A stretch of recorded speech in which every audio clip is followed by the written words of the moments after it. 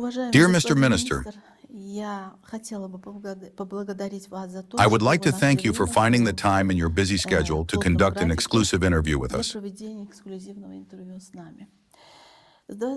On February 24th, the military conflict between Russia and Ukraine enters its fifth year. Do you consider its resolution likely in the near term?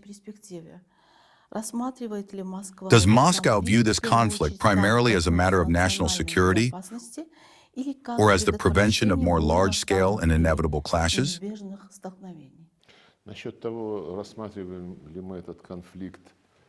Do we view this conflict as a broad clash between Russia and the West? The answer is yes. Ukraine is a pawn. It is a tool that was used by the West to build up a bridgehead right on the borders of the Russian Federation in order to create threats, direct threats to our security. We know that this work was carried out immediately after Ukraine became independent. It was being prepared for entry into NATO. Although it is well known to everyone that the independence of Ukraine was recognized primarily on the basis of the declaration of this very independence. In it, the policy of non-alignment with military blocs, neutrality, and the renunciation of nuclear weapons was clearly proclaimed.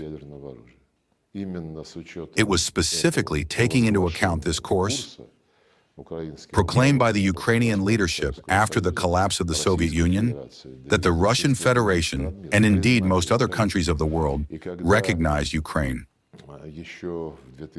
When the first Maidan took place back in 2004, even then the West, primarily the Europeans, but also the Americans, of course, stood behind it in those years. They could not restrain their desires, which literally broke through in their speeches.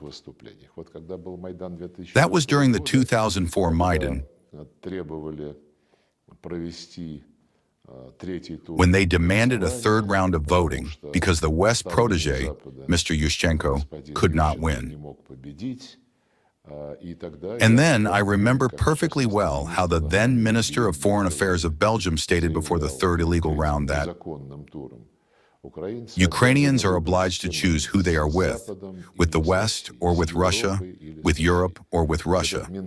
This mentality of either or, saying, as it were, that we want to be the main ones everywhere, just as we commanded for 500 plus years in the colonial era, in the era of slave owning, so we want to continue living in the neo-colonial period at the expense of others, including creating all sorts of threats to our competitors. And Russia, of course, was viewed as a competitor on the world stage. They hoped that, following the Soviet Union, it would also collapse. We know many facts. President Putin has spoken about this repeatedly. So this was a battle that was prepared in advance. It was financed, including by the Americans.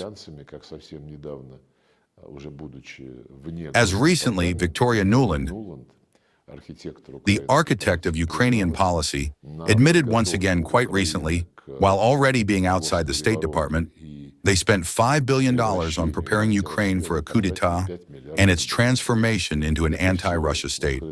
This is all in the public domain. So it is clear that this is not about some accidents or internal feuds between two neighboring peoples. This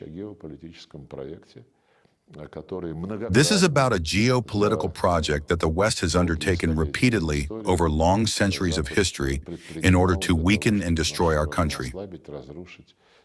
Well, you see, Napoleon gathered the overwhelming majority of European countries not under the banners of Nazism, but under the banners of the greatness of France. This is such an imperial approach. Unequivocally, an approach that signified that very colonial mindset. I do what I want. Now, signs of this approach are also breaking through on the international arena. It did not work out.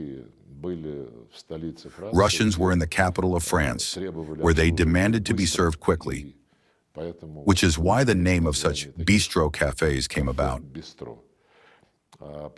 Then the Russians were in Berlin, when Hitler, once again, had gathered under his banners almost all of Europe.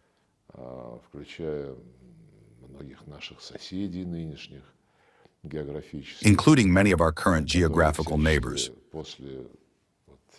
who, after the completion of the Cold War period, tried in every way to whitewash their role in the genocide of the Soviet people, the peoples of the Soviet Union.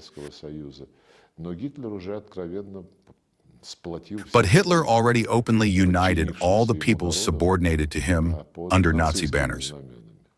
The regime of Zelensky is in many ways a repetition of history, but not as a farce, because for a farce too many people have died, people whom Zelensky sacrifices,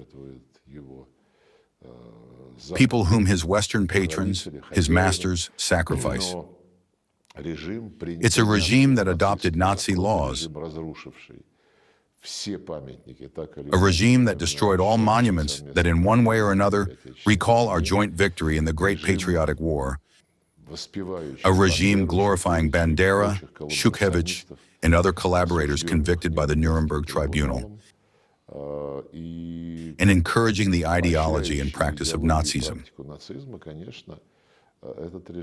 Of course, as we are now finding out in practice, this regime reflects the true intentions of the West. They have not disappeared anywhere, and they mean only one thing, that the West is ready to once again resort to these Nazi misanthropic methods, sowing hatred for everything Russian and Russian-like, just so that Russia does not feel secure. So the answer, of course, is global from the point of view of what the character of this conflict is.